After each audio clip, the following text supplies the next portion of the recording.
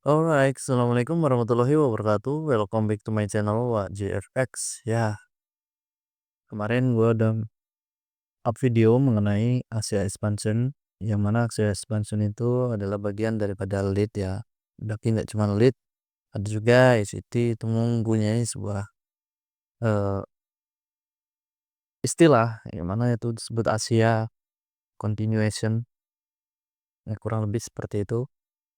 Dan sini gue akan bahas mengenai salah satu teknik yang memang sebenarnya dimiliki oleh ICT, yang jadi salah satu bagian daripada ICT, dan teknik itu pun udah pernah gue bahas di video sebelumnya. Kalian bisa cari yaitu Smart Money Technique atau apapun itu yang notabene itu disebut sebagai SMT.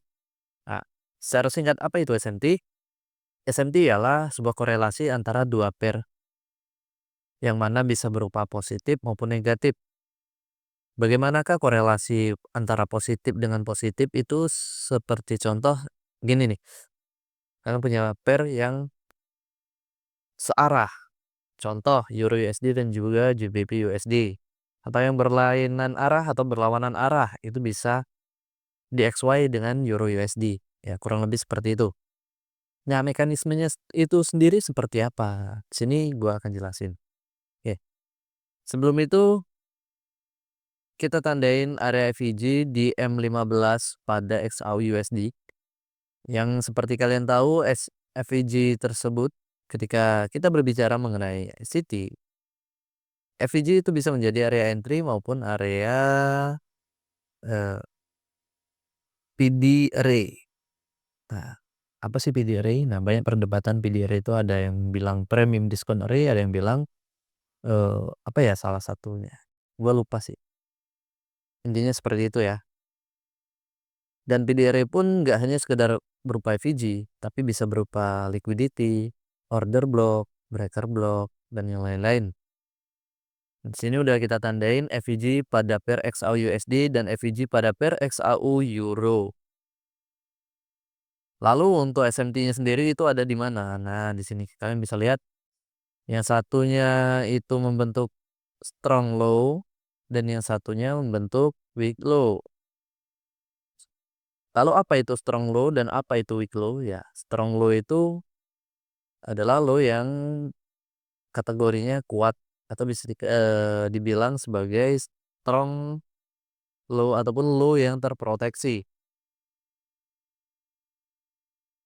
Strong low. Oke, kita tandain dulu biar kalian nggak pusing. Sini bisa kita weak low. Nah, jadi strong low itu bisa dibilang sebagai low yang terproteksi atau low yang eh, dilindungi lah secara bahasa Indonesia, dan weak low itu kebalikannya. Lalu apa yang menjadi ciri-ciri antara strong low ataupun strong high? Ya, kita tergantung dengan structure yang berlaku saat itu.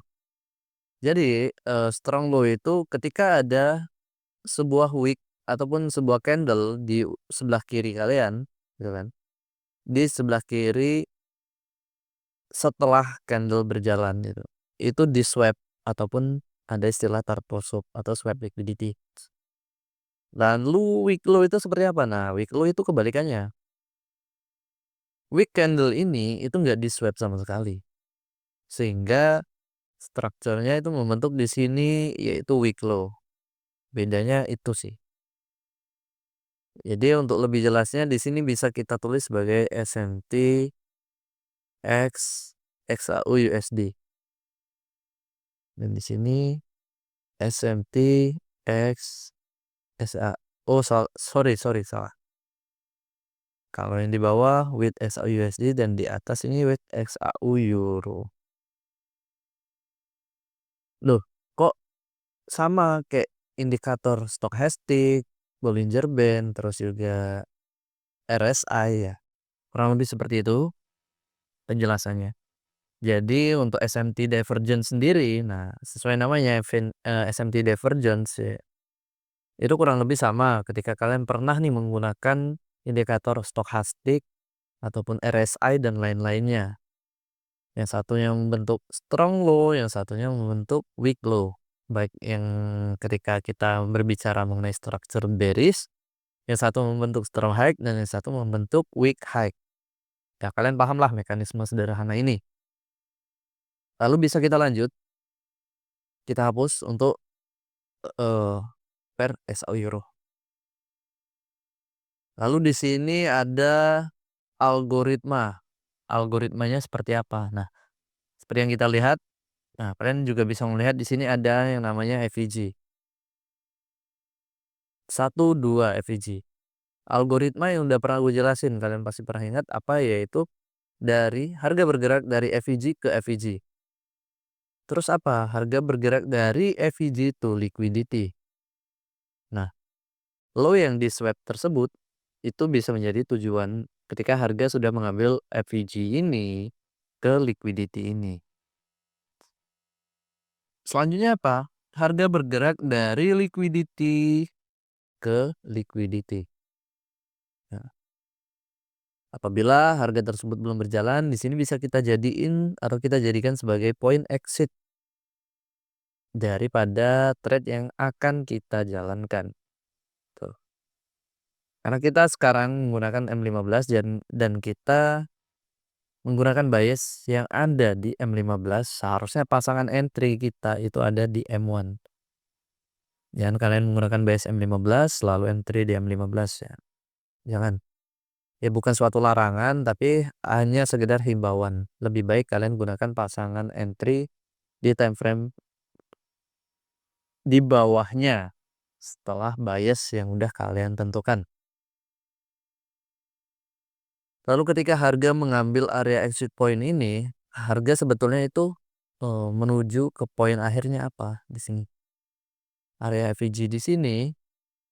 Nah, menjadi area full fill FVG atau FVG yang terdapat di sini secara penuh diambil. Ketika kita melihat di sini, dia hanya mengambil 50% daripada FVG. Namun setelah harga bergerak kembali ke atas, dia mengambil secara penuh FVG tersebut. Oke, mungkin dari sini kalian paham ya secara singkat. Lalu kita akan turun ke time frame yang lebih rendah, time frame pasangan untuk kita entry yaitu di M1. Agak sedikit jauh sepertinya. Masih jauh lah yup. Nih, singkat ya sebenarnya. Sangat-sangat singkat. Nah, sini kalian bisa lihat untuk low yang ini sudah terproteksi atau berupa strong low. Ya. Lalu di mana kalau letak gue entry? Nah, di sini bagi kalian yang memang sudah lihat konten TikTok yang udah gue bikin beberapa hari yang lalu, kalian udah paham yang mana gue entry. Sini gue nggak langsung entry di sini ataupun entry di CISD di sini enggak. Gue tetap menunggu apa? Menunggu untuk harga itu membentuk yang namanya shape structure. Lalu shape structure-nya di mana? Nah, di sini shape structure yang udah gue tandain. Tuh. Sini kalian melihat dengan jelas bahwa harga itu di break oleh bodinya kan.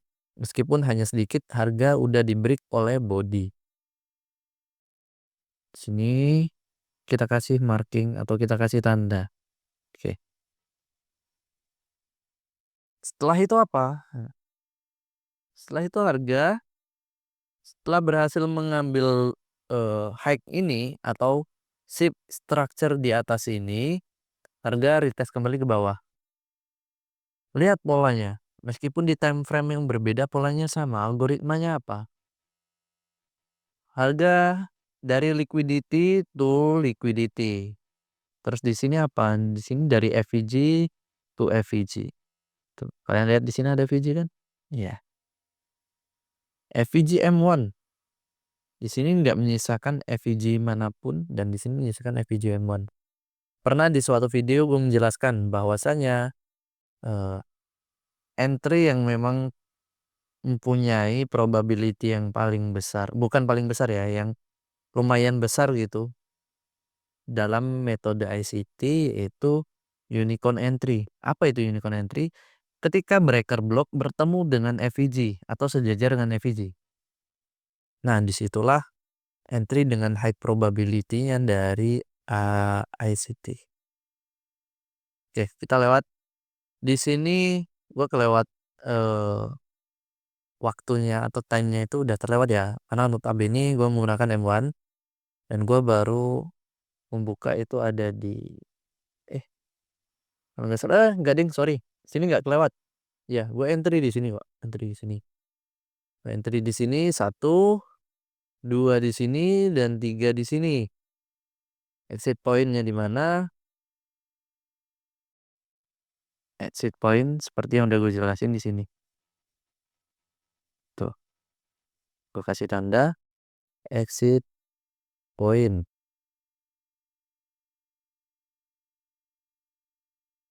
Oke, gue jelasin satu persatu dari ketiga entry posisi. Yang pertama yang ke satu ini nih. Satu, itu unicorn entry.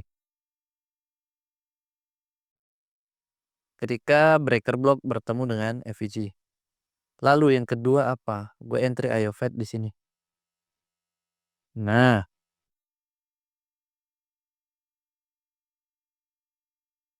apa itu IOFET? IOFET ialah Institutional Order Flow Entry Drill.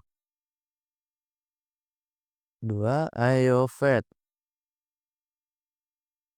Lalu ketiga apa? Nah, udah jarang sekali gue menggunakan entry model yang ini. Gue sering menggunakan entry model ini saat trade di Nasdaq. Lalu apa itu? Inversion entry. Nah, IFVG ya. Bisa kita singkat sebagai IFVG. Bagi teman-teman yang emang udah lama pasti paham dong.